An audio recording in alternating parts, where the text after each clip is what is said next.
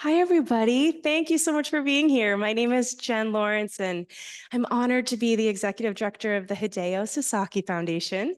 And these days are my absolute favorite days of the year. So thank you for being with us on a Saturday to celebrate the great achievements of these students. They have been working so hard. I was just telling a few folks that my favorite time of the season is when I know everybody's in here and I can't hear anything because they're working so hard. And those last 2 weeks, folks were here during school vacation week, like all day. And I couldn't even tell that the room was full. Their work is incredible. I'm very excited for you to see all about it. And I'm going to do one shameless plug for another program we have going on, and then I'll turn it over to Stephanie to tell you all about the program. We also run, in addition to these incredible design education programs, we have a design grants program. And on June 6th, right in this room at 5:30, we'll be having our pitch night for our finalists of the design grant applications. So join us. It's free. It's really fun. And you'll get to see some community groups and what they're proposing for community-led designs here in Greater Boston. So thank you all so much for being here. We're honored you would take your Saturday, and I'll turn it over to Stephanie.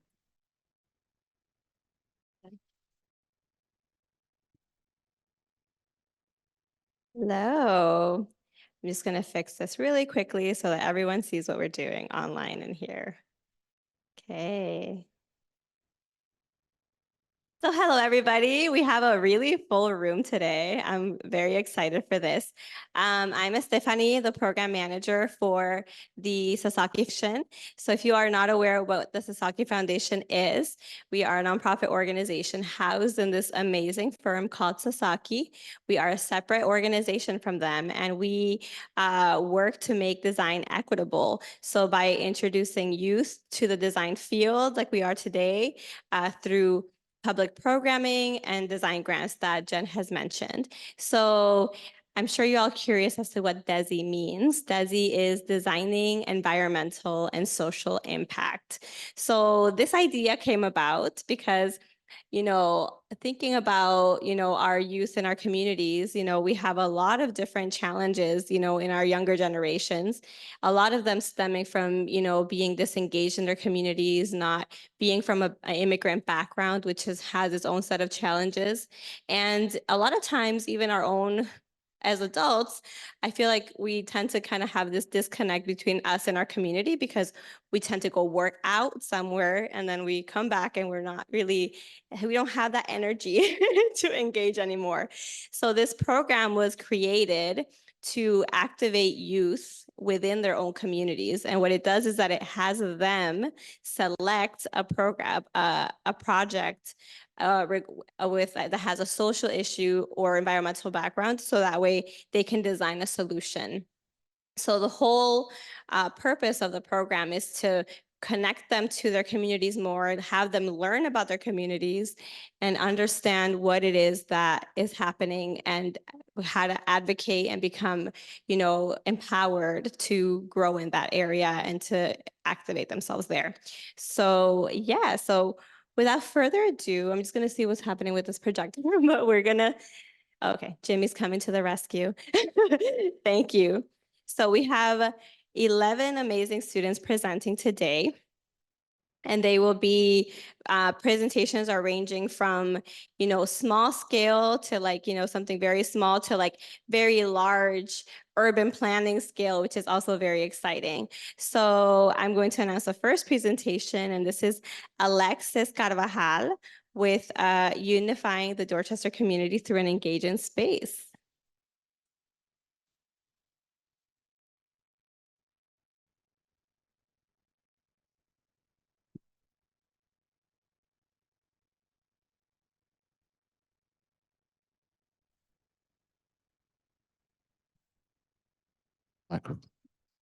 Hi, hello. My name is Alexis, and let's get this on the road. All right. So my site was Harambe Park. Now, my mission was to redesign Harambe Park. It was originally an athlete-focused facility, and I would like to add more community engagement. By doing that, I added a pavilion, a community garden, and a classroom. Starting off with my social problem in Boston was racism. Now, Boston has been described as one of the most racist cities in Boston at some point, and these are some of the problems that have happened. More focused on segregation and redlining, as you see, bank leaders came together to decide on who to give a mortgage to, and also these schools right here, which the one highlighted is the one that's close to my site, were created for desegregation. Now, my personal experience on growing up in Dorchester, it was pretty like boring. It was always described as violent, the area. So I never really got to go out and like enjoy the community and have fun, go to events because my parents would always keep me like in a shell because of the area I lived in, which because of this violence and racism led me for my goals for my pavilion, which is the first one to raise awareness in my neighborhood, promote a safe space, fix lack of amenities, and create a community space. Now, some more details on my site. It's undergo construction. Boston has a master plan where it's been divided into 4 parts, as you see from this photo. The first 3 parts have been completed, and this last 4 parts I would like to alter with my own ideas on community engagement. Here's some demographics on the area around Dorchester. Now, more specifically, this is Dorchester, and my site, Harambe Park, is located in the south part of Dorchester. Here's some residential homes. As you see, there's a Franklin Field project right next to it, which is actually a part of the park. Here we have the Joseph Lee School, which was actually created to desegregate schools in Boston, and then we have a cemetery. Some highly congested roads. Now these roads have been used and pretty used a lot. Yeah, basically a lot.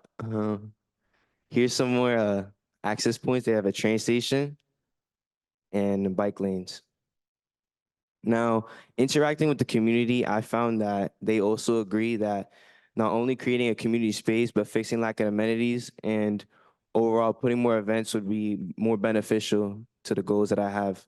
Also, they would like these type of events such as art programs and anything that could just bring the neighborhood together overall.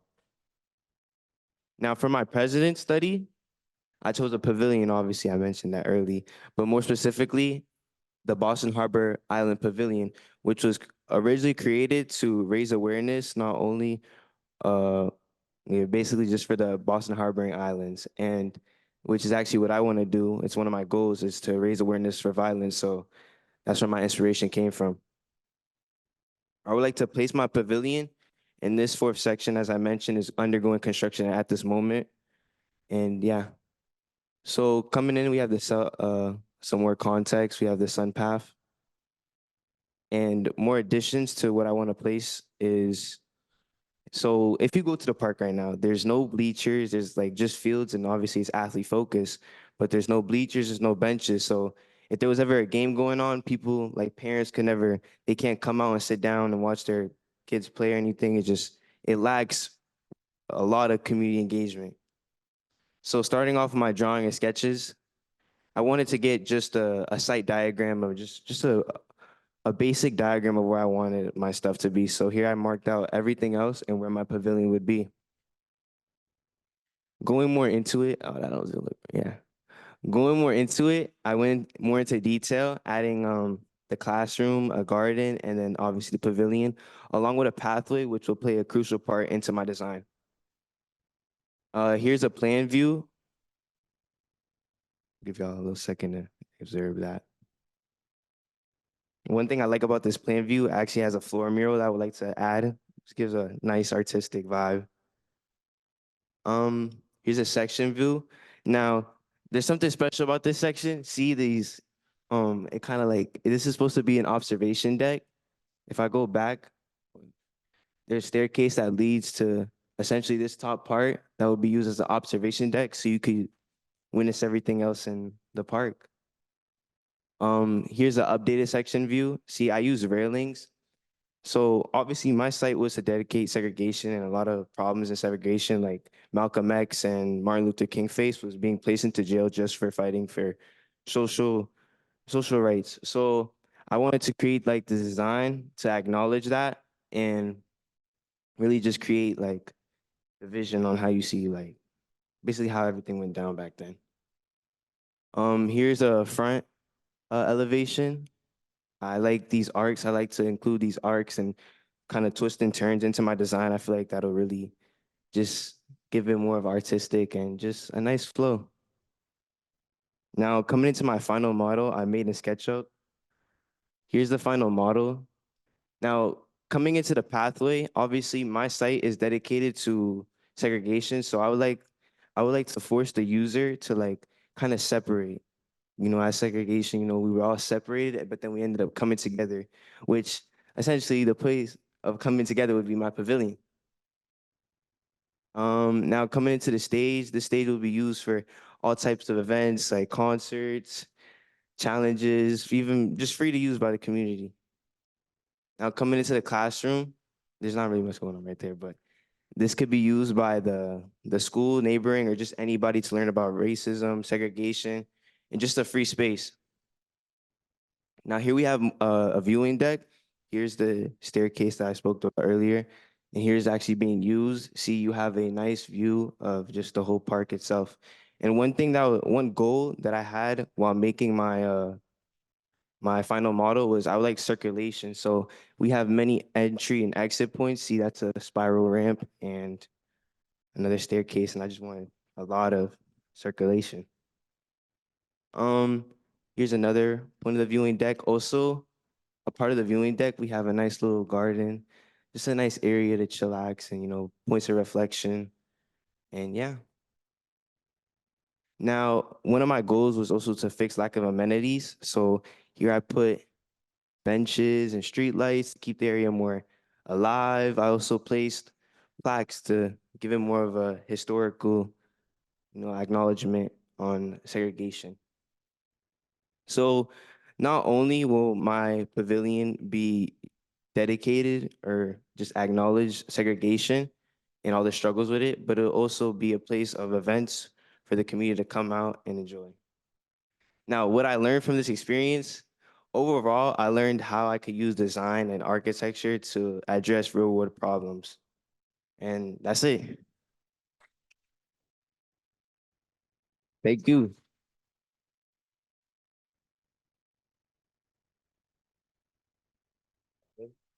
So does anyone have, we're gonna be taking one question and we're gonna break for lunch, so you can totally keep on talking to him, but does anyone have feedback or a question?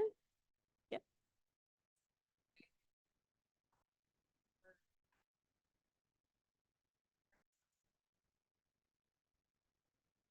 Um, Here, the the only access point I had for that was so there was a spiral railing within the so I said railing, a spiral ramp within the classroom that would kind of be like accessible to people with wheelchairs. But yeah, here if we go back, um, here we go back, right here. It's kind of small, but there you go. People would be brought up, and yeah. Any more questions? Thank you. Thank you.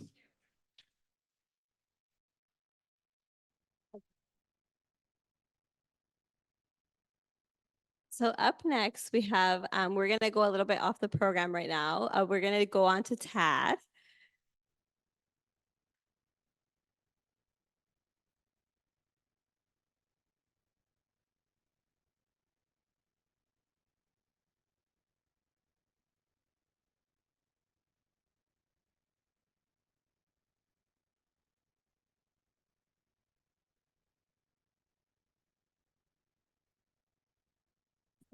Hi, I'm Tad. I'm a sophomore at Somerville High, uh, and I'm going to be proposing a food forest park in my community. By the way, I have a concussion, so bear with me. I'm going to start off by identifying where it's going to be, why I designed it the way I did, and oh, then we're going to see what it's going to look like. So there's this strip of land kind of near my high school and near my house on the community path there. Whenever I pass by it, I just think that it's really underutilized. And my friend died from how boring it is. So when I got the prompt for DESI, I thought that this would be the perfect place to improve. especially when you compare it to places on the rest of the community path. There's a lot more trees, it's a lot more engaging, and it's also wider and is more catered towards the entirety of the community. Looking back to where my site is, it doesn't measure up. I just thought this needs to be fixed. So my question was, what if this place was a super awesome park that you could actually walk around in and enjoy? Looking on a larger scale, Somerville as a whole, only 5% of its land is used for parks and rec, while the national median is 15%. And I don't think this is representative of Somerville's ideals because, especially considering community organizations like Groundwork Somerville and Green and Open Somerville, we should, work towards having a greener Somerville. So why do I want a green space here specifically? One, it's close to my high school. It's close to the library and it's accessible by the community path. Two, it's improving the community path. And three, it offsets McGrath Highway by improving air quality, greening the area, and it works in tandem with the McGrath grounding project. We do have challenges though. It runs alongside the Green Line and the commuter rail, so there's a lot of train noise. There's also a very steep slope. It's right next to houses, and it's kind of shady.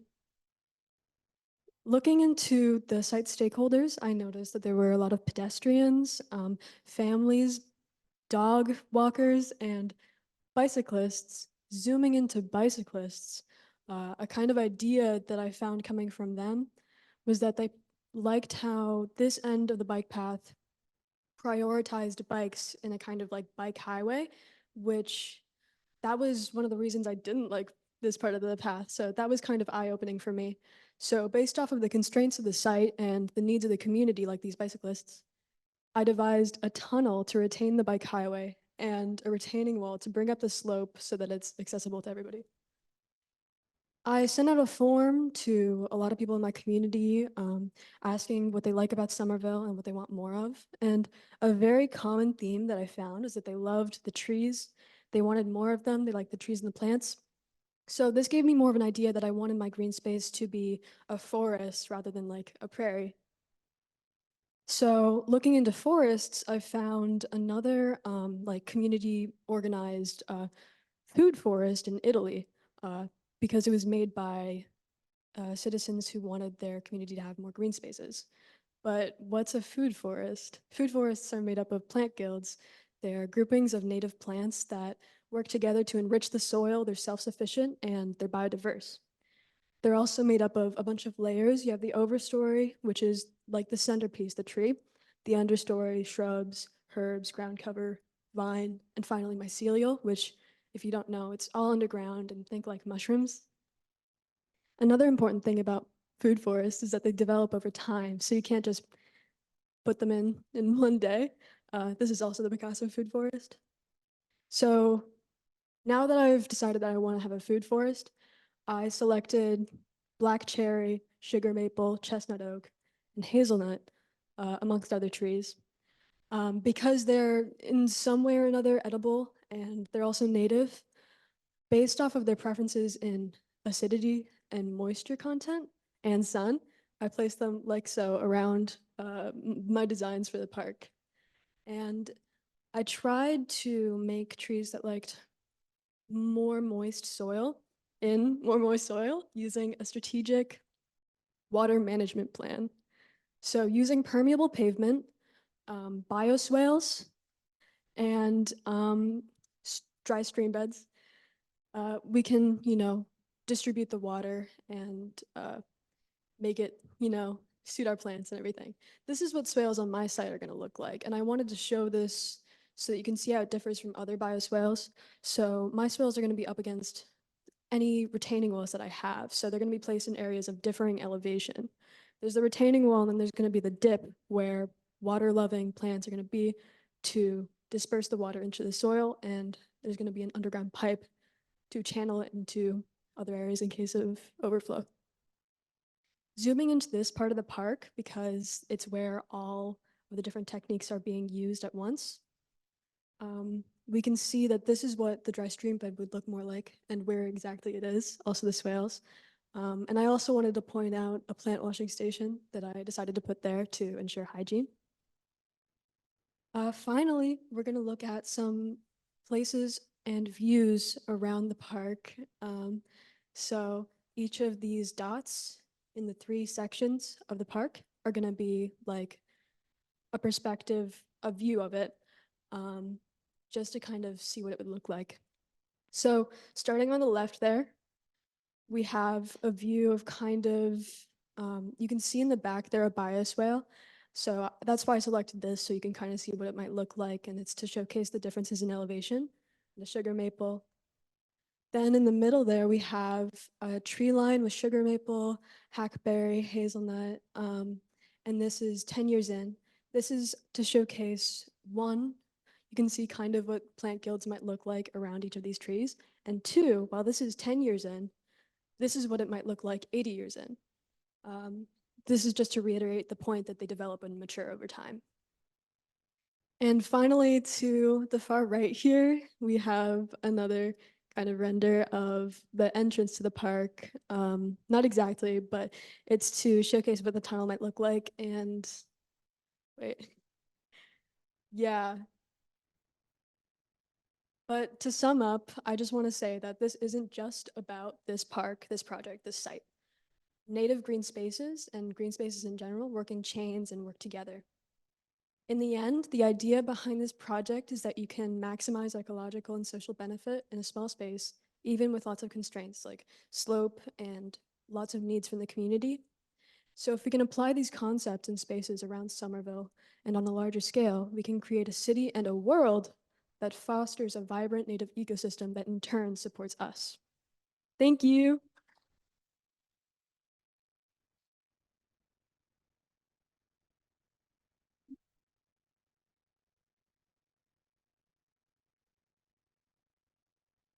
Any questions?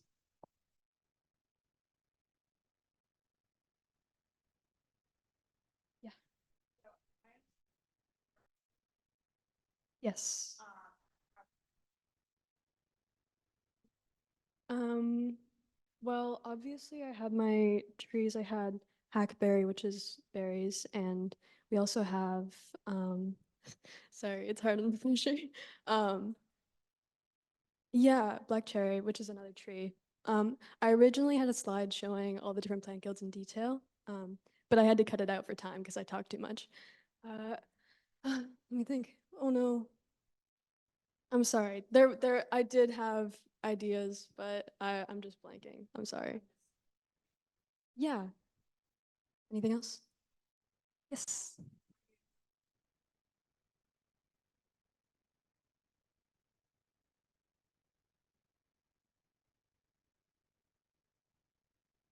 Yeah, that was one of my initial plans, that it would be both an edible food forest and a community garden.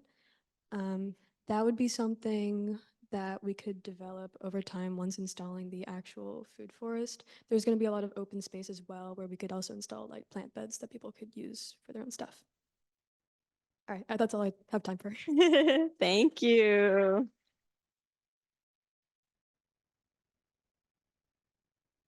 Great.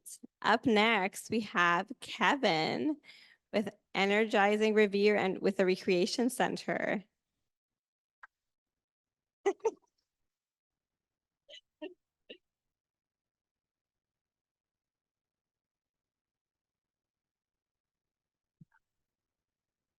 So my name is Kevin, and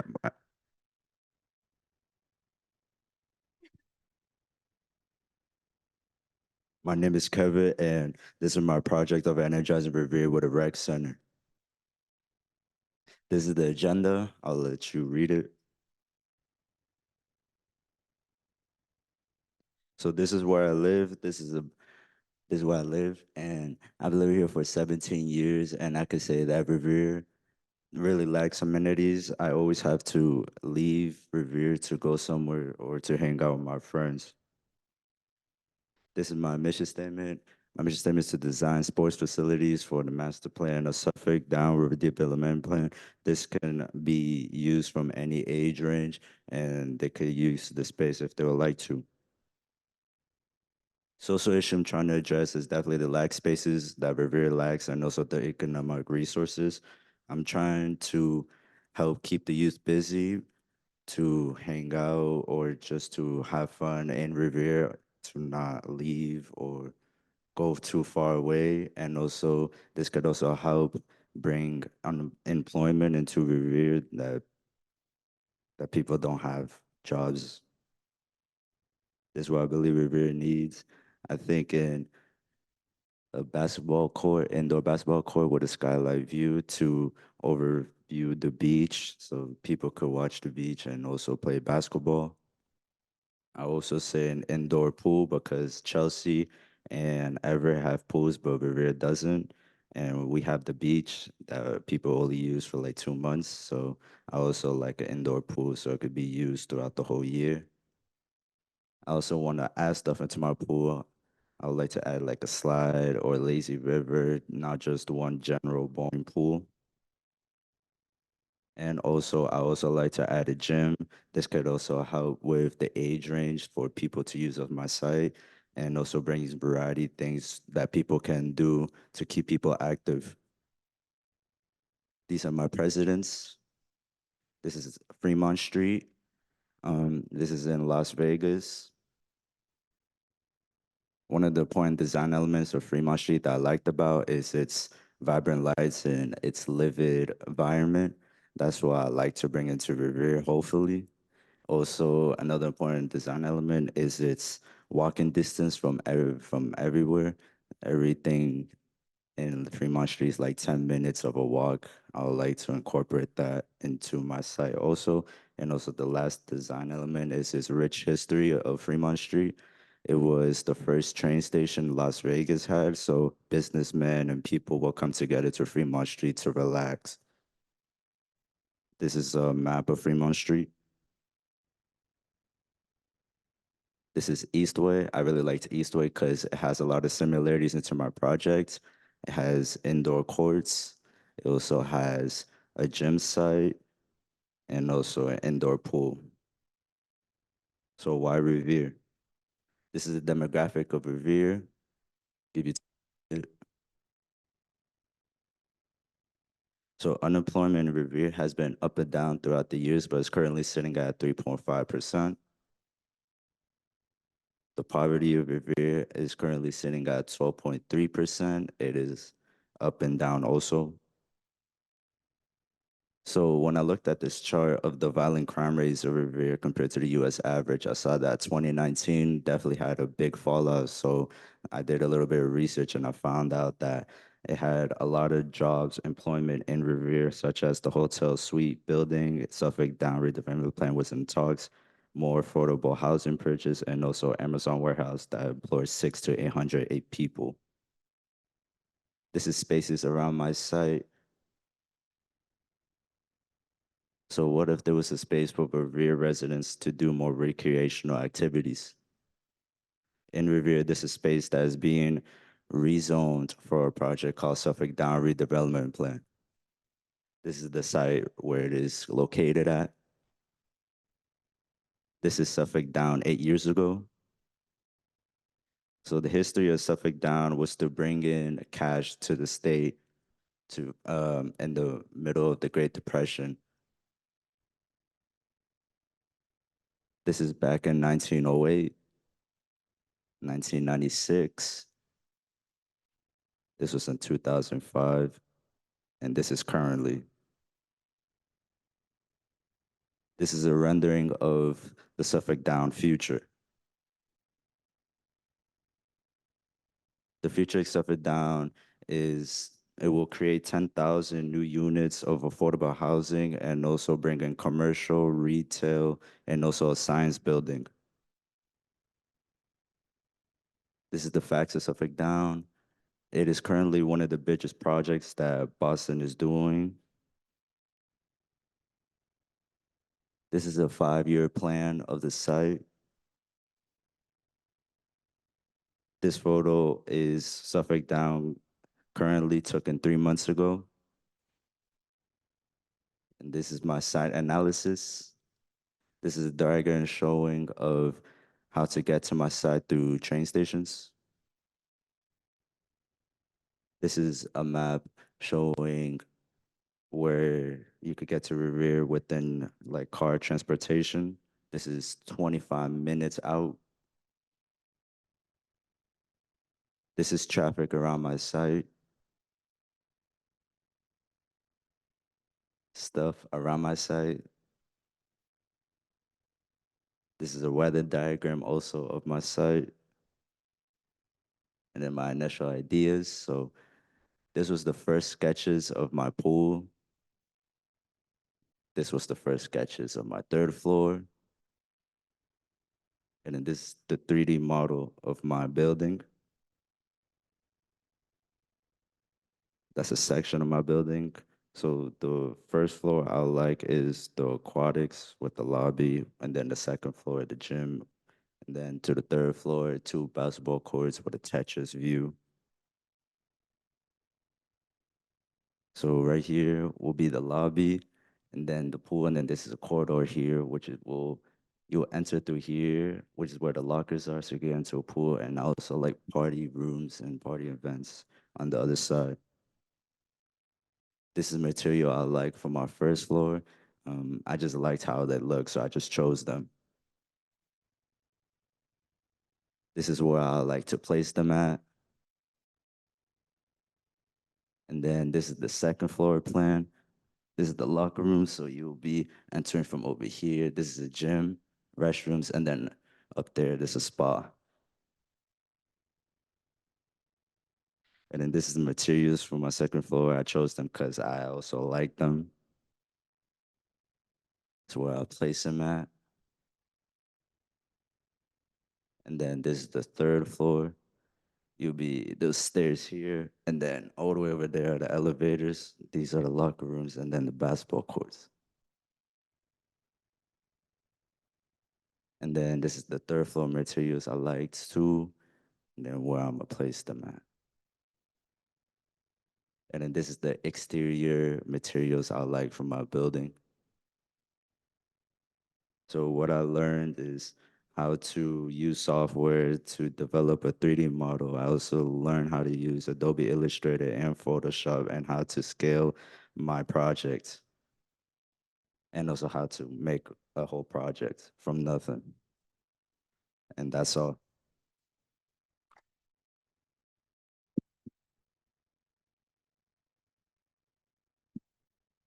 Any questions?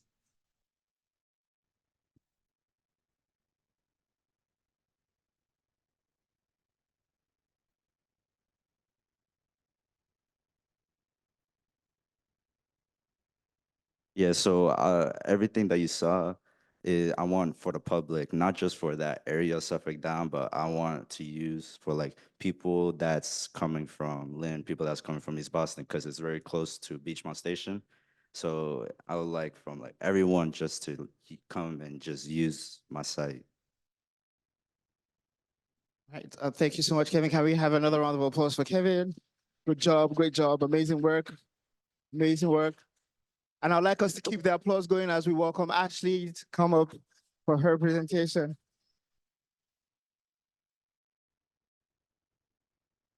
Ashley is going to be presenting on creating climate resilience bus stops in Hyde Park.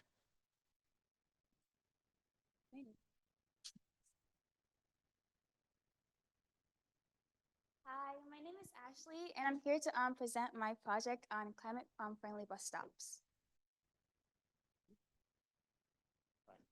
Oh, Sophia. Woo! Need to refresh the thing.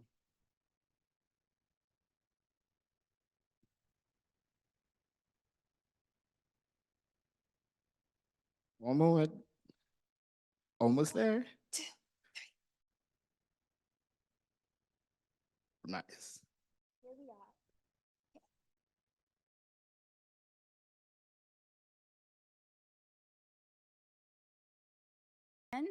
I'll be talking about Hyde Park, the issues in Hyde Park, my mission statement, elements in my bus stop, my president, and my schematics.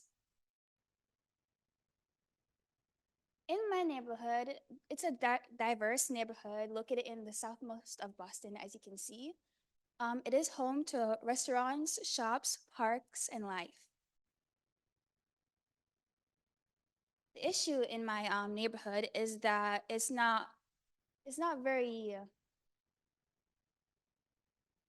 connected to transportation. You can't like go to Forest Hills.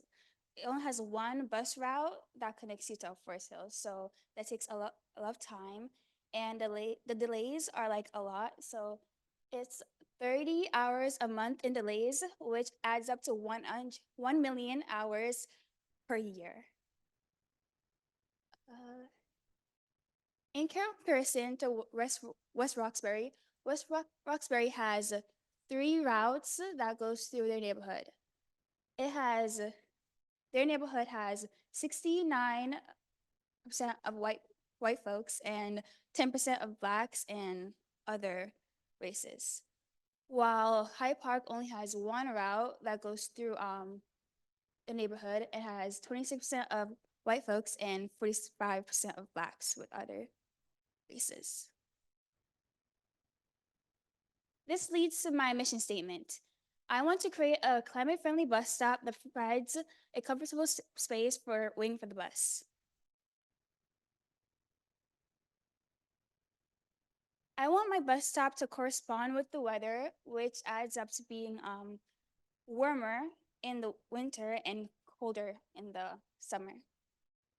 See the picture? This is my site. This is my site. It's located in front of a Dunkin' and also different locations. This includes all over the place. This includes YMCA, the community center, and different schools. Bus stop elements. One element I'd like to add to my bus stop is a green roof. This green roof reduces urban heat island effects and absorbs heat and improve air quality. Some types of plants I want to add is a mondo grass and a white stonecrop. I think they're very pretty and it helps bees. Phase change material. Phase change PCM is a material that is very important in my design. It's the reason why the bus stop is going to absorb heat and also make the temperature cooler and hotter. It can turn into liquid and solid through these transportation. Solar panel. Solar panel generates electricity from my bus stop, so lights and a very important element, which includes the screen. This is the screen that I want to connect to the solar panel. It tells when the bus is coming, the time, it changes languages, and also the issues about the MBTA and weather. President. So these are some of my presidents that I want to add. As you can see, the solar panel that I talked about earlier, the screen, the shape of my design, which we'll be seeing later, and the green roof. This is my anti-president, and these are like stuff that I don't want in my bus stop. It is very open, which means you get like wet from the rain, and I really don't like the way it's shaped. It's weird. Also, I love glass. It absorbs heat, making it hotter. And drawings. I can't draw, so bear with me. These are my drawings of my bus stop. As you can see, the slope, and also the bike rack, the roof, and the solar panel.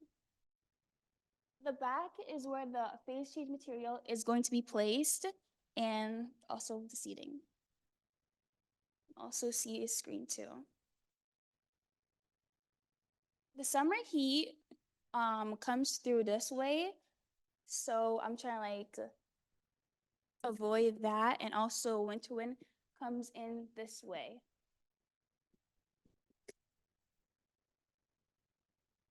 This is another part of my drawings. As you can see, there's a glass wall supposed to be here, a smart screen, and a bike rack. Also there too. Models. I really like going into the process, so you can like see my first model. It's not very pretty, but it's there. My second model and my third. As you can see, I've improved. And this is my final model. The HP stands for Hyde Park. Kind of corny, but I like it. And the solar panels, the green roof, the bike rack, and the seating, so it all adds up. And there's also a glass wall right here, so you can see when the bus is coming. It switches positions, like, depending on where you wait. Thank you very much.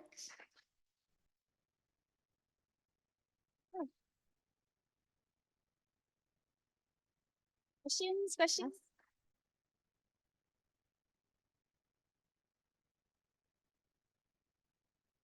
Hi. Great presentation. Can you talk about how your bus stop accommodates different types of users, such as people in wheelchairs? Yes. This space right here is for those who are disabled, so they'll be able to like be in a wheelchair and like have their wheelchair right there. Also, they'll be able to feel the heat like when it's winter, since the CCM is at the back wall. You'll be able to feel the heat and also the cool air when it's summer. Yeah. Thank you.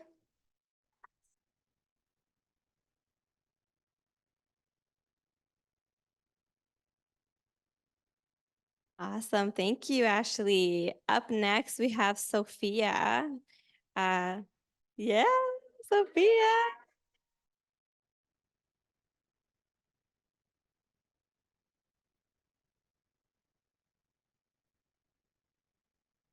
Hi everyone, I'm Sophia. I'm from West Roxbury, and my DESI project is tackling food waste through creative installations. So I'm just gonna jump right into the problem. So we all know that food waste is a really prevalent issue in America and also like the world.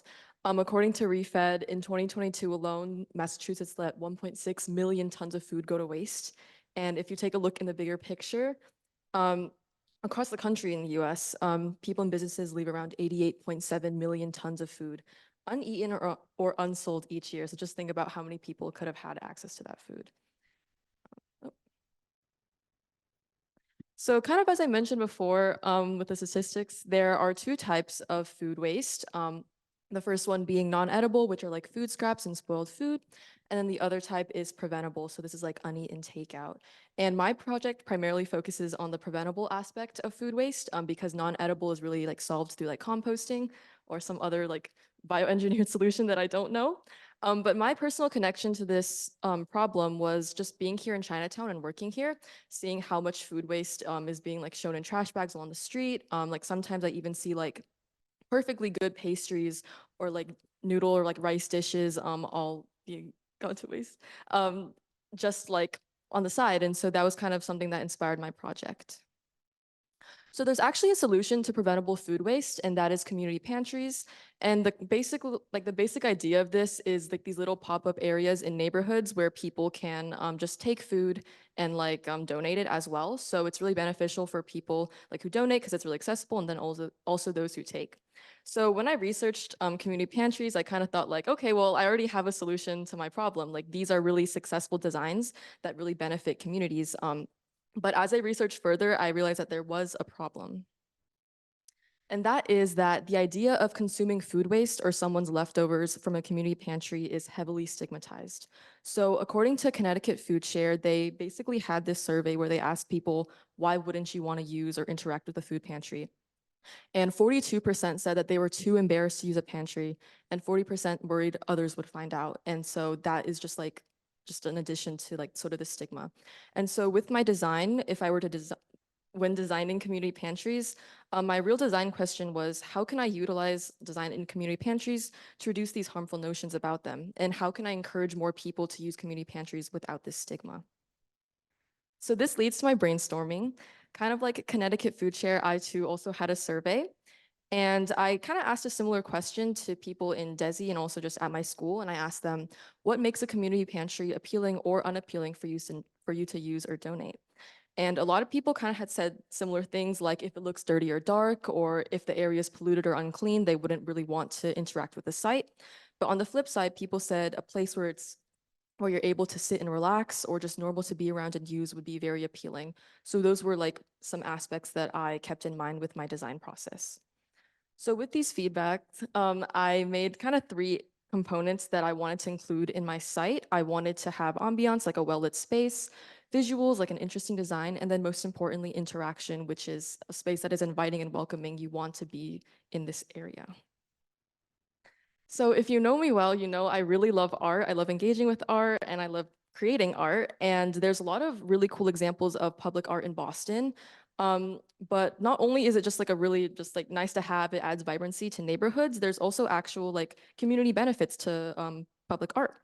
So according to the National Library of Medicine, the arts have been shown to build social cohesion, social engagement, and collaboration among communities. And I thought that was really interesting and something that really propelled me to continue pursuing like public art or like arts with my design. And so I was thinking, what if I was able to combine sort of like art and art engagement with my community pantries, not only to add vibrancy to neighborhoods, but also to encourage people to use my site more. So I want people to kind of like feel joy when interacting with my site, not shame, the same way, you know, you feel happiness when you see like all these really vibrant pieces of public art around Boston. So that leads me to my ideas and sketches. So I kind of started off with like kind of the most fundamental concept of community pantries, but then I really started to play around how can I add art, how can I add creativity to this? So I was like, what if I, instead of having this like shading thing, what if I replaced it with like a wood, almost like leaf structure? What if I included a light that kind of resembles a tomato? And then I really started to experiment with more like organic and curved structures. So what if a community pantry was instead like a dome structure with stained glass? What if instead it could be like a tunnel where people can come and like experience and sit down? I really just tried to like play around with like the combinations of like public art and like a community pantry.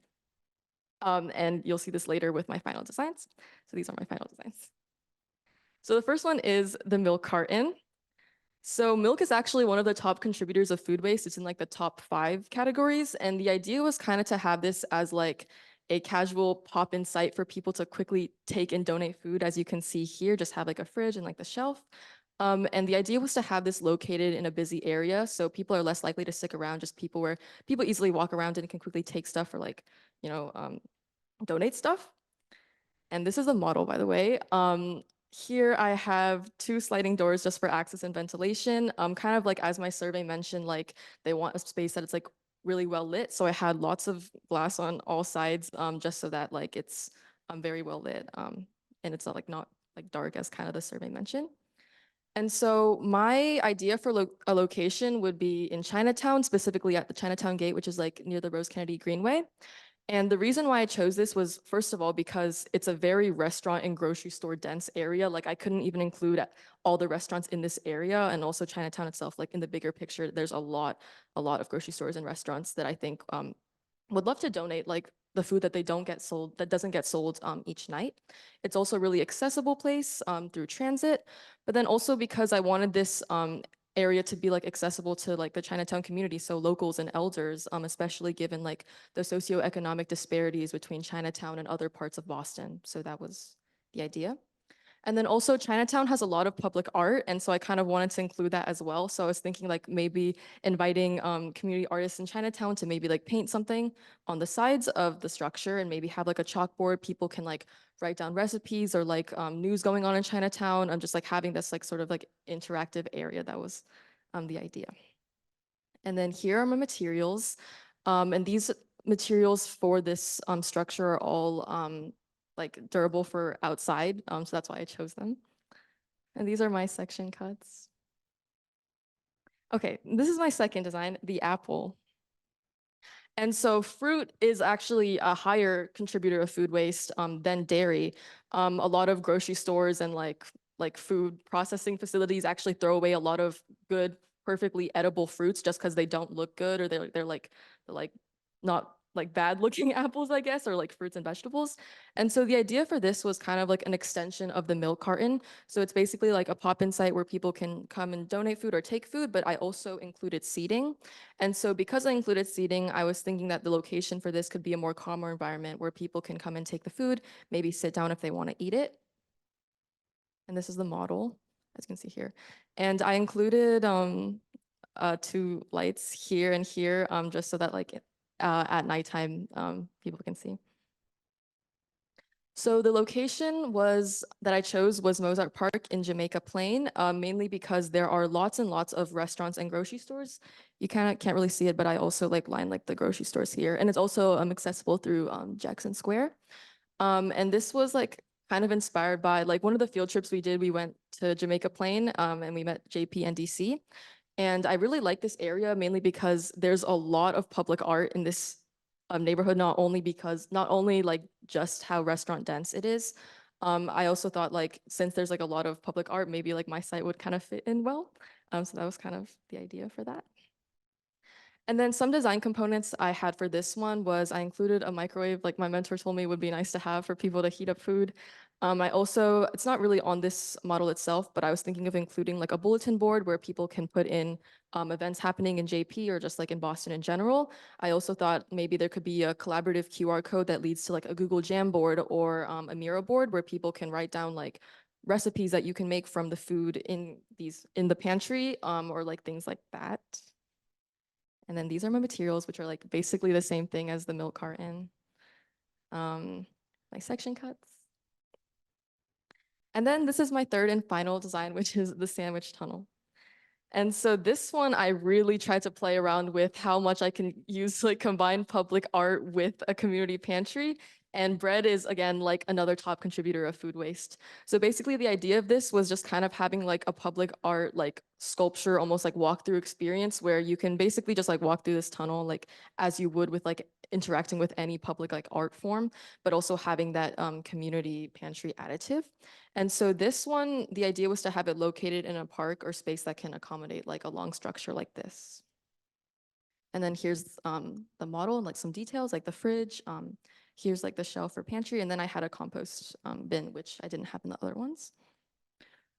So what park is like better than Boston Commons? So I put this one here basically because there are tons and tons of restaurants in this area and also lots of like residential houses here. Like I couldn't even include like all of the restaurants here. There were so many, and grocery stores. And I chose this one chose Boston Commons because it's extremely accessible through like transit, like the T, and also because there's tons of foot traffic through residents, tourists, students, etc. So a lot of people will be interacting with the site, and it's directly like in people's like walk path, so they have to go through it anyway. So yeah, these are the materials again, like the same ones as the other ones. And these are my section cuts. And yeah, that's my conclusion, is basically how these 3 locations aren't just like the only 3 locations that I think would benefit from a community pantry. I think basically any corner of Boston should have one. I think any community should have like a resource like that. And so like, yeah, just like having that as a statement there. And that's the end of my project. And big thank you to Jaritza and Johan for helping me build the models.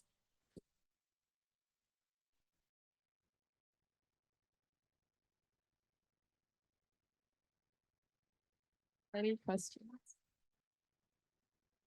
Any questions? Oh, yes, Dan.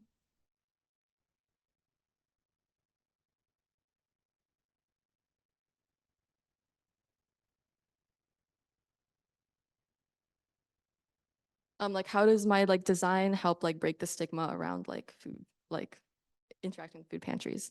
So basically the kind of concept was to have this as like almost just having it as like an art sculpture that also doubles as like a community pantry. So people like are curious about this art form. What is it? What is it exactly?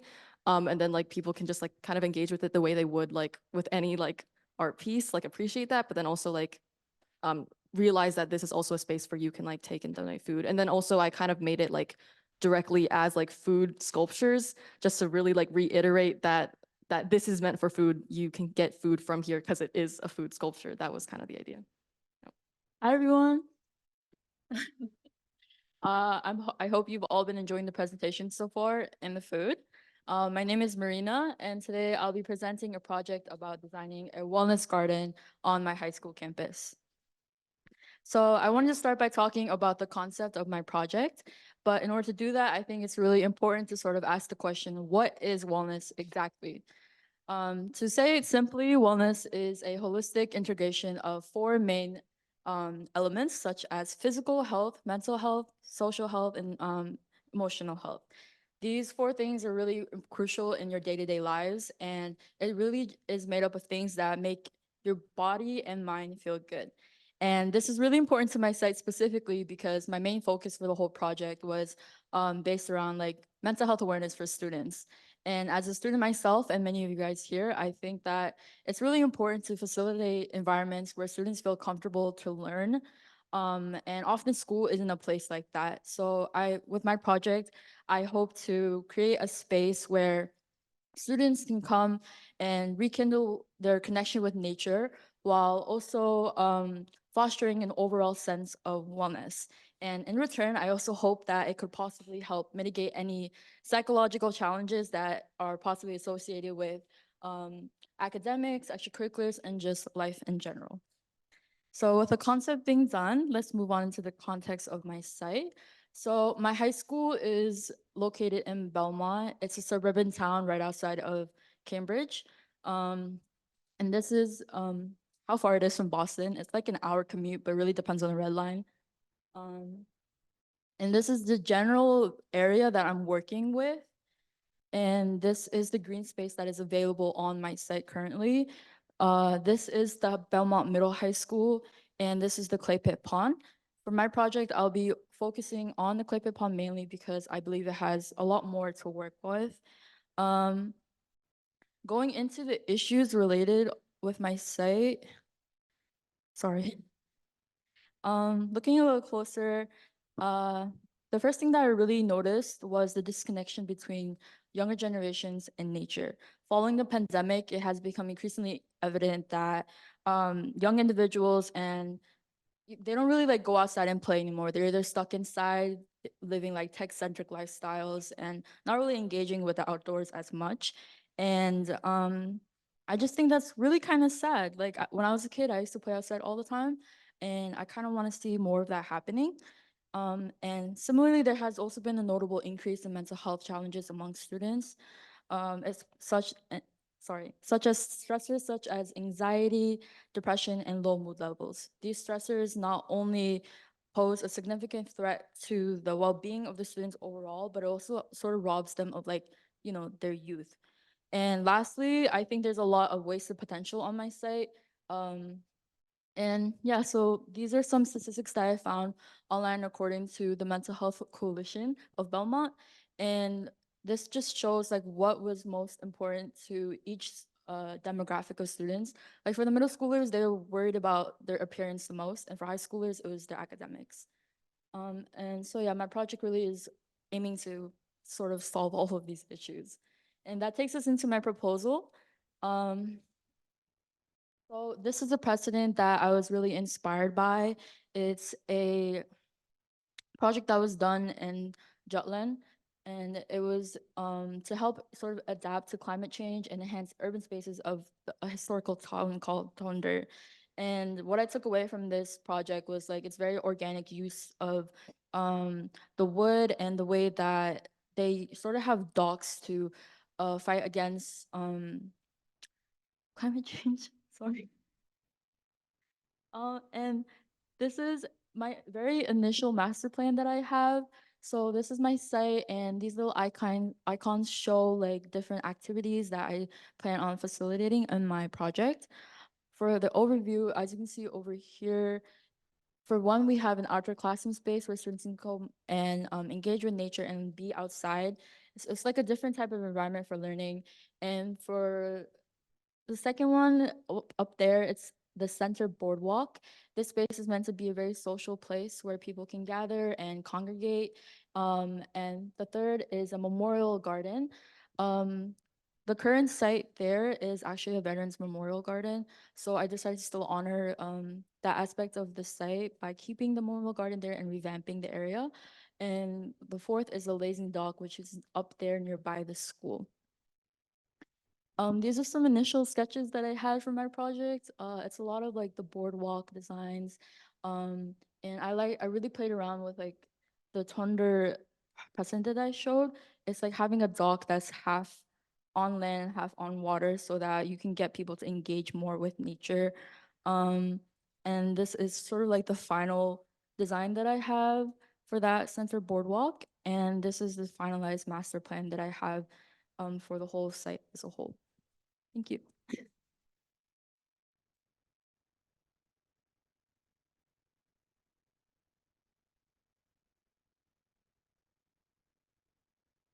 Any questions? Yes.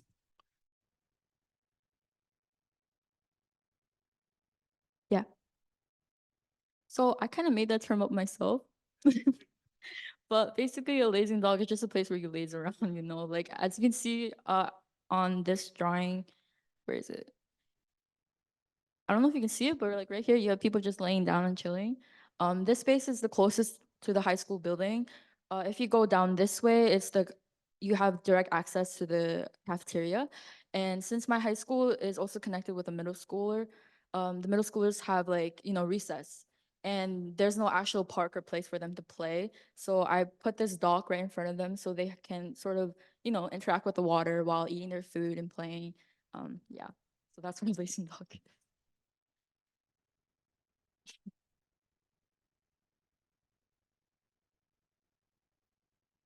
Thank you. Up next, we have Divine Omer.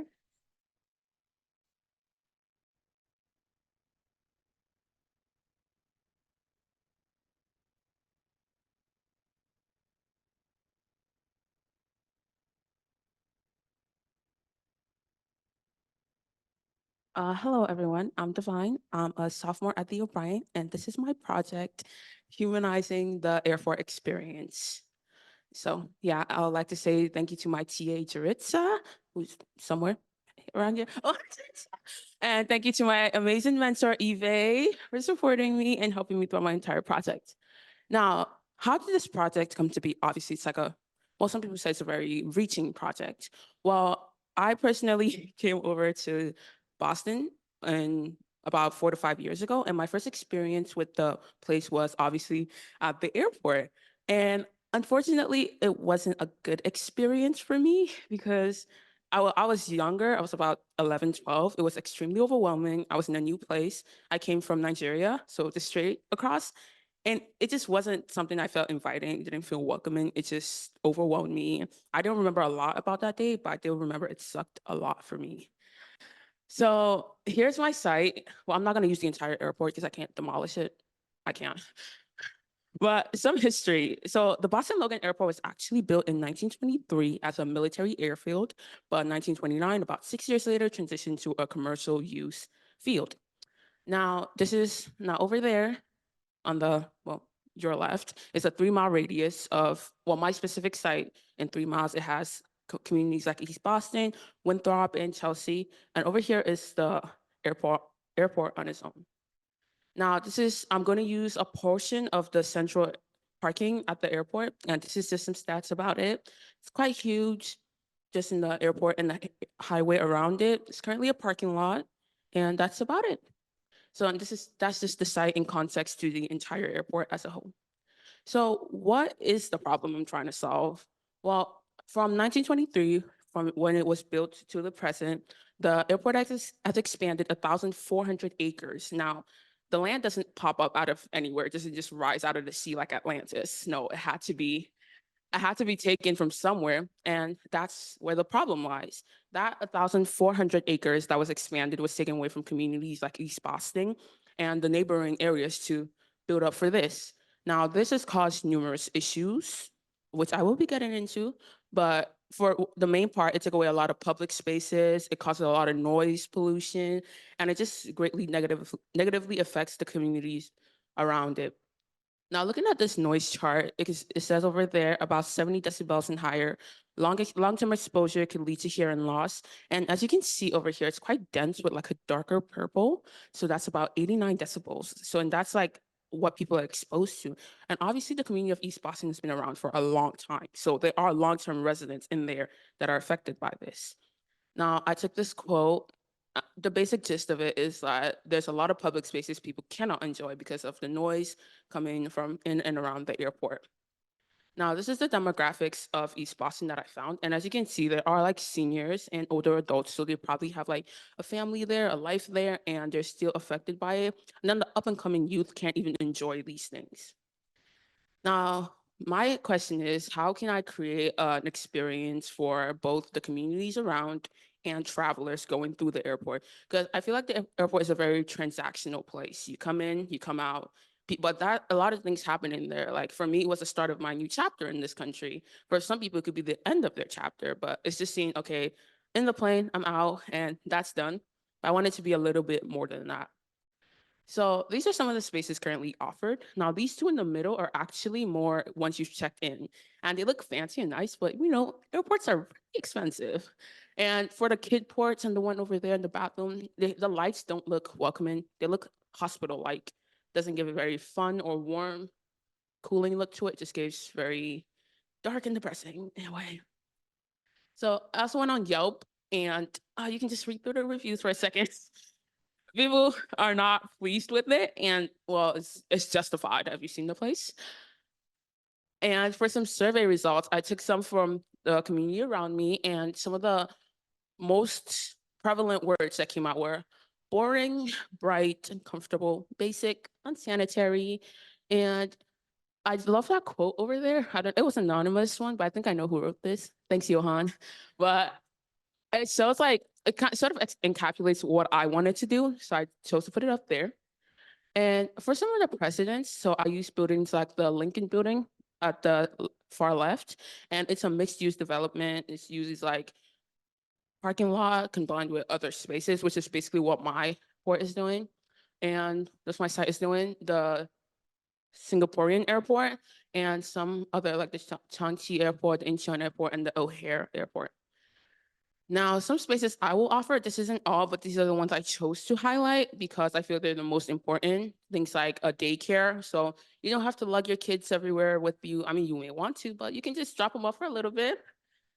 You may not want your pet to be alone, but you keep them somewhere. You have indoor and outdoor seating. A lot of things that came up was like, people are like, oh yeah, there's not a lot of seating. You have to be standing a lot. And even the seating offered, we all know that chair, right? It's like so uncomfortable. And something like office pods, maybe you have a layover and you have an office meeting. You don't have to be in the noise. You can sit in a closed place, only you. Some restaurants, sleeping pods. I love sleeping. It's so fun. I love sleeping. And these are some of my sketches. So the one on the left is actually like what led to my finalized layout. And it's so messy, but like don't worry, it makes a lot of sense. And at the top, like I said, I love sleeping. So I focused a lot on the sketches of the sleeping pods because, well, it's sleeping. It's so fun. And then you can just take a moment to look at it. The crossed out part is a parking because while I am taking a lot of space, I know there's still people that they don't have access to transit or they can't simply use it. So parking spaces will be offered up there for, better accessibility.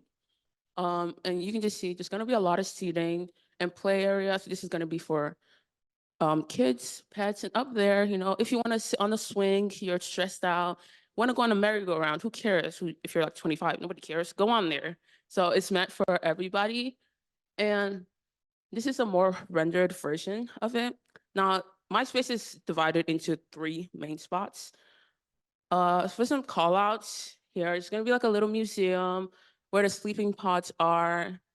And this is where for like maybe a little pharmacy, you left your aspirin at home, you can get it, doesn't matter. Over there's gonna be a more restaurant, dense, people packed area.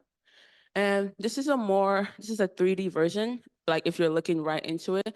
And it has 3 areas. So we have the common area, which is what you're seeing right now. You look directly into it, you can see, okay, this is the big part. And that dome in the middle is actually a terrarium. Now, if you don't know what a terrarium is, it's a sort of self-sustaining ecosystem. You put bark, moss, some water, some living organisms, and they sort of evolve on their own. I mentioned that I want this to be a unique experience, so I feel like you don't see terrariums everywhere. You may not even know what it is, and I feel that's one of the components that makes it unique. Next, we have a more transition zone, which is taking you from the common area to the relaxation zone, which I'll touch on in a little bit. Now, the transition zone is where it's going to have the play area and the office pods lined up. So it's away from everybody, but not too away from them. And finally, the relaxation zone. You walk in, you have the pharmacy over here, you have the museum. So it's just a place to be sentient, calm. Now, looking at the materials that are used, now a lot of consideration went into this, like using acoustic and E-coated glass. Because this is so close to an airport, there's obviously going to be a lot of noise. So I had to use some glass that dampens the noise so it doesn't affect you. Like I wouldn't want to go to a mall that's like super loud. Cedar wood is pest and weather resilient, so it wouldn't break down over time.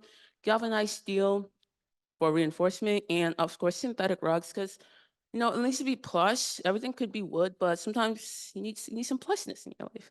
And yeah, since some of the pictures and the colors down here is the palette I mostly use, and it's associated with a feeling of calmness and serenity, which I want to be um, present throughout the site. Now, how will this affect the community?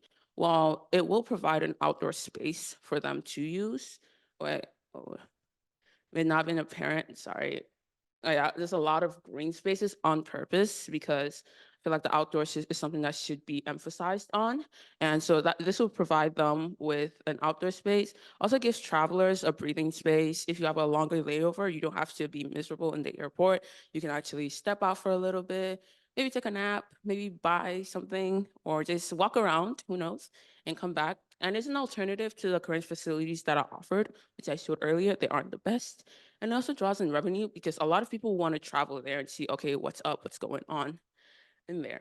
And to conclude, like I said earlier, airports don't have to be this place where you just go in and out, in and out, in and out. You could actually go through there, do things, actually make memories you're going to keep and not just shove in that drawer in the back of your head.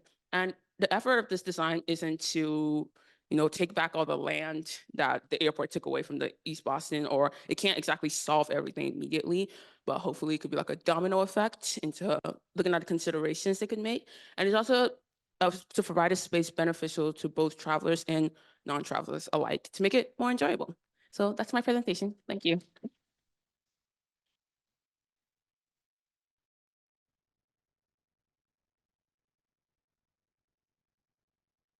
Awesome. We have time for one question.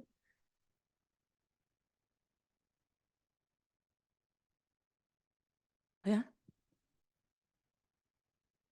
Do Oh, you know what the museum is going to be about? That's the yeah, question. so I was thinking of looking at communities around Boston because it's a very diverse place. And I mentioned like immigration earlier.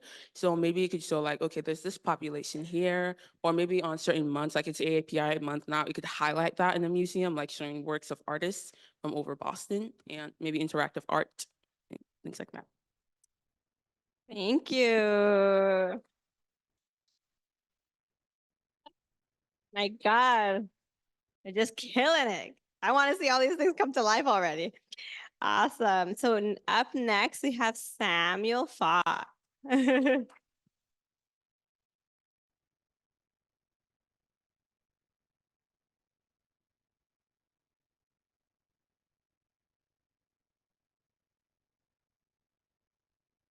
All right, so my project is maximizing space for plants and people. As people just said, I'm Samuel Falk, and I'm redesigning Billings Field. So my mission, or my idea, is Billings Field is one of the only public parks in West Roxbury-Rosendale area that has a plethora of open space and room for the community. However, that space is used very inefficiently, and it contains invasive species of plants, resulting in a lack of usability for the residents of the area. The redesign of the field aims to restore natural greenery to the area while making the most of the space that is available to the public. And before I get into my design, I'd like to mention the Fisher Hill Reservoir Park in Brookline, which redesigned or changed a once swampy land into a place that had sports and engagement for the natural community or natural life with plant life along the outside. So getting into my design, my field is located in West Roxbury, Massachusetts, which is homes to about 30,000 and a half people. 30,000 or 30,500 people. There's not a half a person. Hopefully. It's made up of mostly, as Ashley mentioned, white people, then Black, African American, and then Latinx. About 64% of the households in this area are family households, a lot of kids, and about 10% of the population lives with some sort of disability. So zooming in closer to my site, there's other parks in the area, namely the Roxbury Latin Field and the Bellevue Hill Park. Roxbury Latin Field is a school park, so it is not always accessible to the community whenever they need it during the day. If school's going on, obviously can't have random people wandering around. And it's also kind of like gated off. It doesn't really look like they want people in there. So it's not accessible to the community. Then Bellevue Hill Park is right next to a parkway, very busy streetscape. When I go to the park, I don't really want to risk getting hit by a car. But so not very accessible to the public. It's also got quite a significant slant. So yard games or anything else you might want to do in a park, you just can't really do it there. Now looking at Billings Field specifically, there are 2 basketball courts, 3 tennis courts, kind of on that northeast side. And then there's a baseball field, a softball field, and a Little League field on the park. There's also a little playground on the south. And so the challenges of my site are that the space usage is poor, as I mentioned. As you can see by this little drawing, the baseball fields take up a lot of space, and they also leave a lot of dead space. That is just kind of not acceptable for one of the only places that people can go and act as a community. And then furthermore, that space that the baseball fields take up floods very easily. After it rains, it's very muddy. You can't do anything in that space if it's not like dry. Your dog's gonna get wet, your feet are gonna get wet, shoes are gonna get wet, you're gonna have to clean yourself off.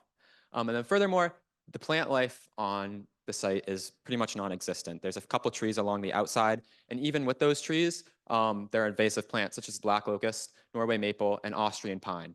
And that lack of plant life and invasive plant is important because kids or exposure to plant life with kids can help cognitive, social, and academic function while improving their emotional resilience. Plant life with kids has also seen stress reduction and improved self-esteem for them. And as a little sidebar, and using native plants to fulfill the plant need in these sites would help reduce flooding, as Massachusetts was once a swampy area. So trees that are native to Massachusetts absorb more water and would therefore have less water in the field. So before I get into my design, I'd like to talk about my community engagement, who expressed similar ideas to what I found. While talking to people, I found that the park is unusable after it rains. Kind of hard to miss that. And then they also said that keeping engagement for the children with the baseball fields and Little League fields, with the basketball courts as well, is a necessity for the park. It's the main reason it exists. And as a whole, the area around the park, such as Center Street, could use additional seating just to you get food, you want to sit down somewhere and eat it. You don't really want to sit on the rocks. There's some rocks by one of the entrances to the park that I have to sit down whenever I get pizza from Real Deal with my friend. And I'd rather sit on a bench or have just a place to sit.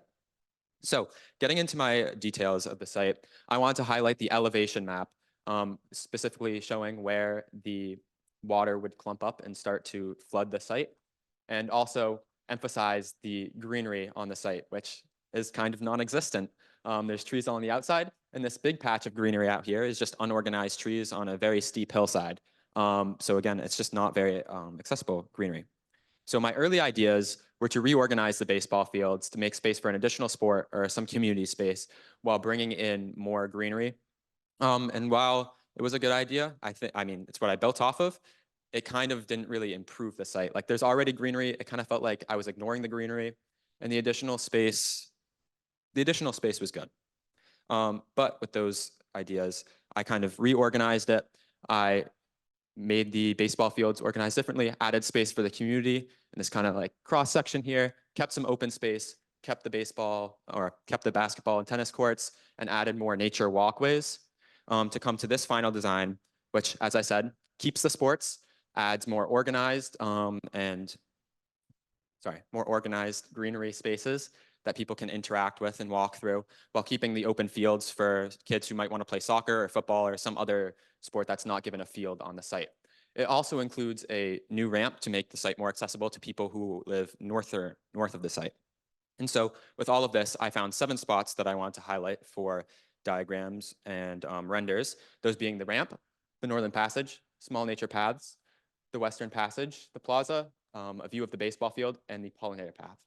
So starting with the ramp, as I previously said, there's a lot of residential area to the north of the site. And previously, the only accessible way to get in was through a way that trucks would get into the site in the south. So for people who live north of the site, it's not really good if you're in a wheelchair and you have to get all the way around to the other side of the site and you live right next to it. So I thought it'd be a great idea to take up some of this space that's on a hill and not being used for anything else, to turn it into a ramp and have it accessible to the other people. Then moving off of the ramp is the northern passage. If you're familiar with the site, you'll realize that this didn't really change too much, but it's incorporating more natural trees into that kind of hillside. And it also represents the amenities that I added and utilities such as water fountains, trash cans, and more seating just to the general area. Then moving a bit south are the small nature paths that provide a more intimate relationship to the environment and plants. As you can see, you can kind of just sit down, relax in these, get away from urban life, and really kind of bring the idea of a park into the site. Once again, separating from urban life can be seen in the Western Passage, as on the other side of these plants would be people's backyards and their houses. Obviously, I'm not sure. I don't really like looking into people's houses, and I don't really like when people look from their houses at me. So this would just kind of create a barrier using nature and plants to stop, looking into each other's lives. Then the plaza space gives some more seating area, as people mentioned in my community engagement. And also while I was at the site, I realized that there were a lot of people who use the space for exercise, whether that being just cardio, walking up and down the stairs on the staircase, or doing stretches in like the bleachers and just kind of obscure spots. So I thought it'd be a good idea to create some space for people who want to exercise, don't want to pay for a gym membership, don't have access to a gym just here. Or if they're sitting and some parent wants to do some exercise while they don't want to watch their little kids' Little League game. I don't think those were entertaining. I participated in those. I would not watch one. So then next, the view of the baseball field. So the baseball field is a bit sunken, and I'll get into how that will help reduce drain or flooding in the site a little bit. And it gives a smaller view of the pollinator path, along with a more mainline path that you can be seen or that you can watch baseball games from. And then this is the pollinator path, which provides a much more intimate relationship to nature, bringing back more of the natural plant and more of the natural animal life to the site to really reinvigorate it. So going to how this sunken baseball fields will improve the flooding issue. So using sand slit drainage, water will go into these sand slits and then be tunneled into a sewage system, which will push them out into the sewer, reducing the water usage. And if you remember the elevation diagram, the place where the baseball fields are is where the lowest point used to be. So that is where all the flooding is going to go, and subsequently will get absorbed by the sand slit drainage and then be carried off the site, effectively eliminating the flooding. And here's the detail of my ramp, just here to ensure that there's enough space for people in wheelchairs to turn, making it ADA accessible, while also ensuring that the 1.12 degree angle is kept so it's accessible to people in wheelchairs. Big thank you to everyone in the program, especially TA Jaritza. She helped everyone. She was always accessible for everyone. And she was always accessible to me. And my mentor, Neil, back there, he always set me like on the right track. Like every 2 weeks I'd meet with him and he would just be there and like really help me refocus my ideas. Thank you for all listening.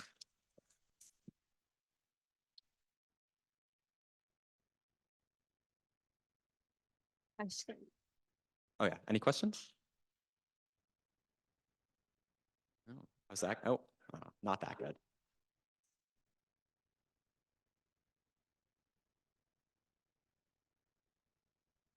We shouldn't encourage bees being near the kids or the games. Can you think of like a counter argument to that viewpoint? So if parents are in the area, they're obviously going to own property there and they'd want their property value to go up. A park is a great way of increasing property value. And bees pollinate plants, which improves flowers, makes the park look better. And so their property value is going to go up if the park looks better. So, if they hate money, they can not want bees. But if they like money, they can keep them. Incredible, thank you. Also, bees are cool. Bees are very cool. Yes, they are. We have learned to love them. I'm still convincing my husband. We have one final presentation. Johan, excitedly walking over.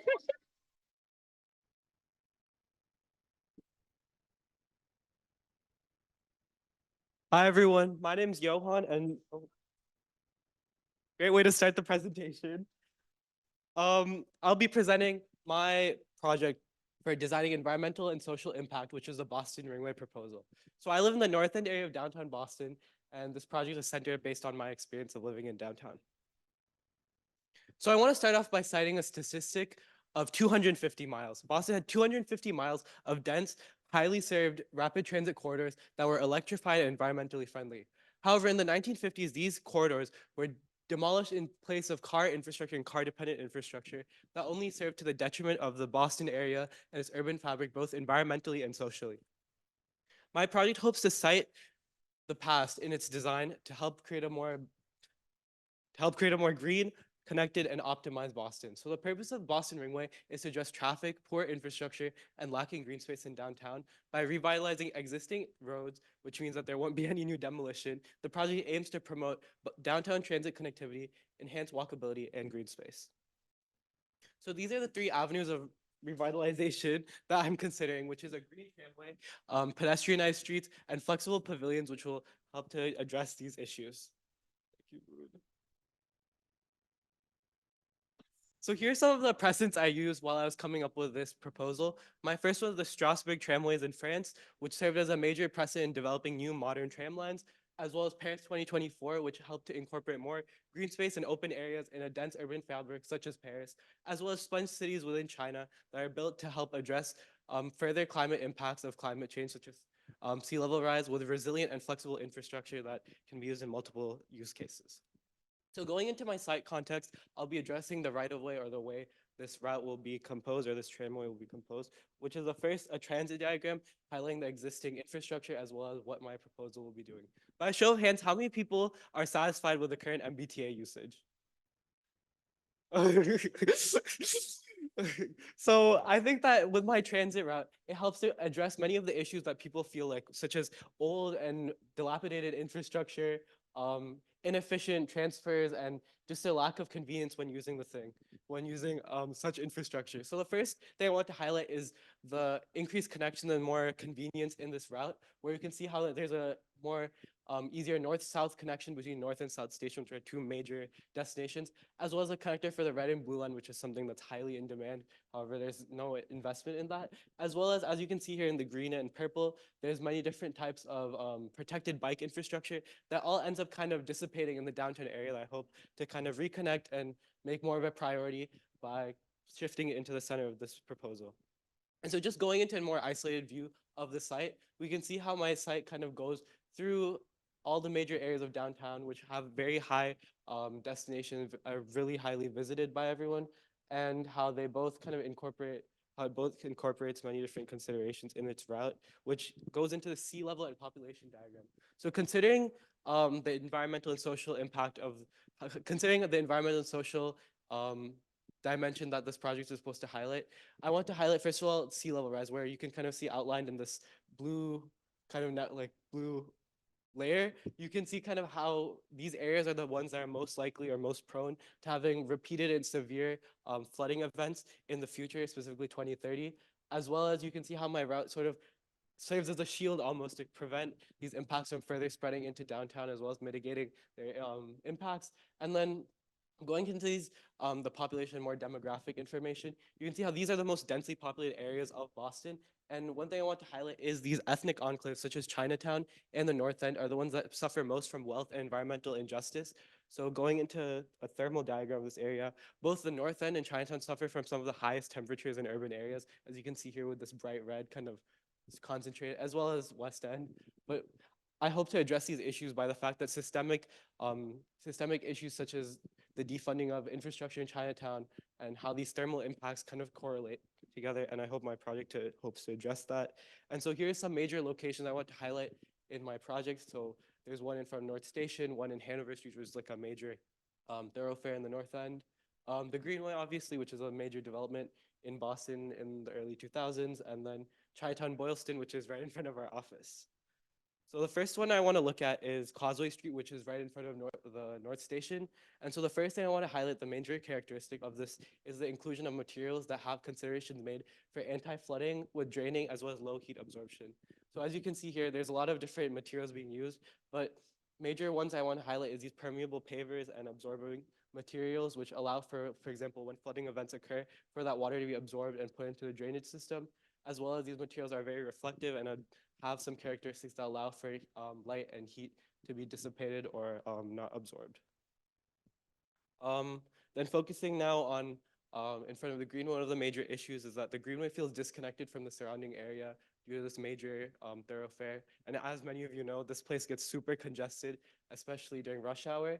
And so I hope to kind of remove cars from this equation and make this more of an enjoyable space by making considerations for people. So as you can see here, there's more shaded and cooler seating space with the inclusion of more street and planting furniture. Ella's micromobility priority, which is kind of about the bikes and how there's a lacking bike network within downtown Boston. And then going into Essex Street, right in front of Sasaki, this section hopes to highlight how, due to the very congested nature of downtown Boston, this project can still adapt and provide some sort of value in many different use cases. So as you can see here, these kind of permeable pavers with the inclusion of greenery allow for delivery and other car traffic while still dissuading people from using it and still preventing kind of car-dependent infrastructure to proliferate. And then so in my last section, I want to show you like the pre-existing condition, which is Hanover Street right now, which as you can see here has a lot of focus on cars and how this space is completely devoid of most human habitability. And so going into my new section, you can see this radical shift in the focus to be on people, to be on how people enjoy and use this space, and to see how the inclusion of, for example, pavilions with greenery and community art and installation space allow for people to be the center of this streetscape. And so here's a diagram kind of detailing like what the environmental effects will be. So these yellow lines kind of represent how light and heat kind of get dissipated or reflected off of the street, as well as how trees and greenery provide more shading and cooler effects due to transpiration and other biological factors. And then, so example, a flooding event, you can see how water can be absorbed into the streetscape and be drained ultimately to a sewer. And so in my last section, I create a physical model as well as a 3D model, which you can have passed around, which is a pavilion.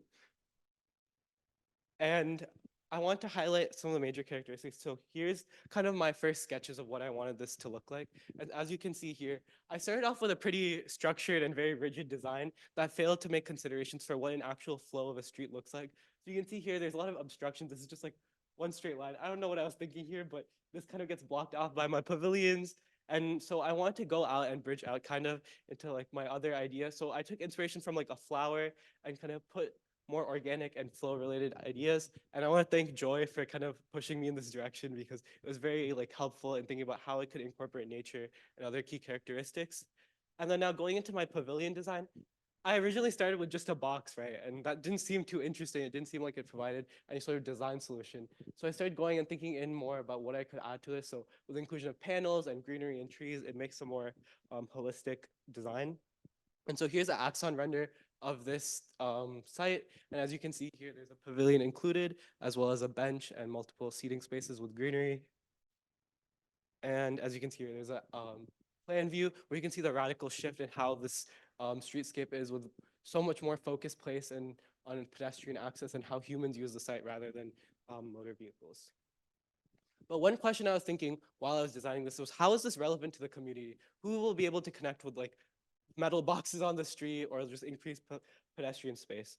And so one thing I want to highlight about these pavilions is that they do include community-centered art panels. For example, the North End, which is known for its Italian-American community, has these art panels that feature traditional Southern Italian art depicting scenes of Southern Italian life, as well as different traditional art and whatever the community deems to be viable in this area, as well as more comfortable seating, which is a major issue that people have cited in current streets.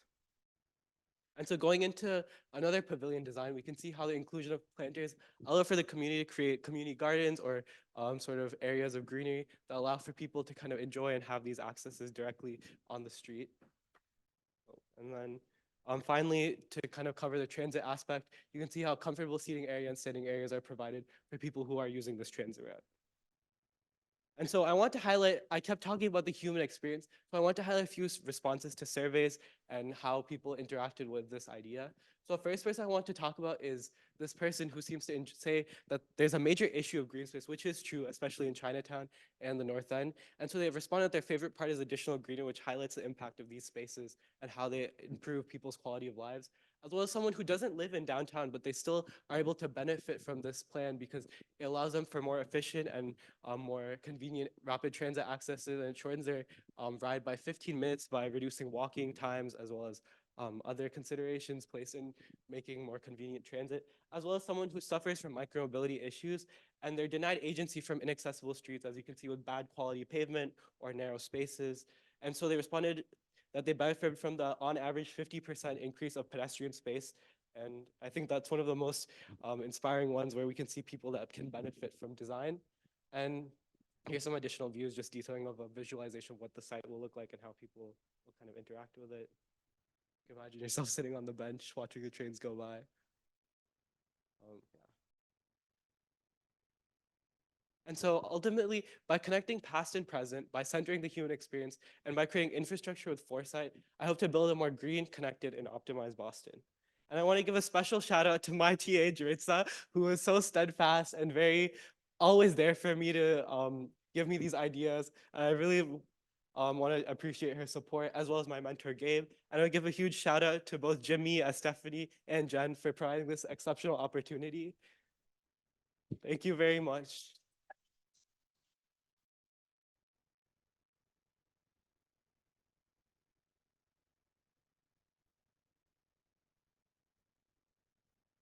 Does anyone have any questions?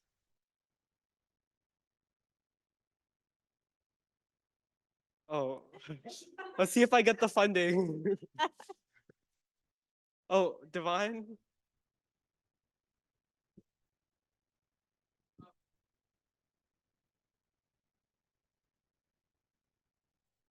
Yeah, I think that's a good question. I think that because of the scope of this project, it wasn't able to fully show these things. But I think that with the inclusion of more trees and greenery, they do kind of clamp down the noise produced from trams, as well as I think with newer street construction, they do kind of prevent noise from proliferating from tracks and vehicle movement, such as wheels kind of clang. If you've been to Boylston, you know how loud it is from the wheels kind of clanging against the tracks. So hopefully with like a modern technology, it hopes to prevent that. Thank you so much. Awesome. Thank you so much. Can we have a round of applause for everyone who has presented today? They've done such a wonderful job. Great job, guys. So yeah, now we'll be transitioning to, I need to do something. So we'll be going into some honorable mentions because we had some students who started the program with us, but for one reason or the other couldn't be here today to present their final projects. And so I just want us to take a moment to like celebrate everyone that put in so much work into DESI this year, even though they couldn't be here to present today. Firstly, I just want to mention Sienna and Moon, who are going to present it on a later date, but they put in so much effort in their work, and like we are all super proud of the effort they put in, and we can't wait to see their presentations on a later date. But for the ones who are were unable to finish the program, I just want to mention Dawn. Dawn was a young intern from Dorchester who wanted to design a youth center on Hammond Park. And so in her neighborhood, she realized that the youth were disengaged and weren't participating and didn't have much fun activities to do. And so she wanted to create a space where young people could feel safe, included, supported, and could develop their potential and develop life skills and positive relationships by adding programs for them, mentorship and community where they can be inspired and have like creativity and help to give back to their community. And it was such a great, colorful, wonderful project. Here are some of her sketches. This was the ground floor, including the reception. She included a game room, a space for teens, and a space for younger children as well. There was a kitchen, there was a studio, and there were so many other things that she included in her design. And you can see over there the outside of her youth center, so colorful and so bright. And so we just wanted to celebrate Dawn for all the work that she put into our project. So can we please have a round of applause for Dawn? Thank you. And secondly, we also wanted to highlight Anna's work. Anna wanted to renovate a parking space in her city of Malden. It was a parking space that she felt was underutilized and was adding to like the urban landscape, but not doing much for the community. So she asked the question that what if there was a green alternative to industrialized spaces? And so she decided to take the top floors of a parking lot and convert them into a green space where there was going to be colorful flowers, seating for people to engage at the top level. And then when you go a floor down, it was going to be more like community spaces where they could have events, where people could sit and people could work and people could just enjoy the space that used to be underutilized parking lot space. And so again, I want us to just celebrate these two incredible young people who put so much work into DESI, but for one reason or the other couldn't be a part of the presentation. Yeah, and so we'll transition to recognitions. Well, we'll be recognizing the efforts of all our interns and all the mentors that have worked so hard over the last months for DESI.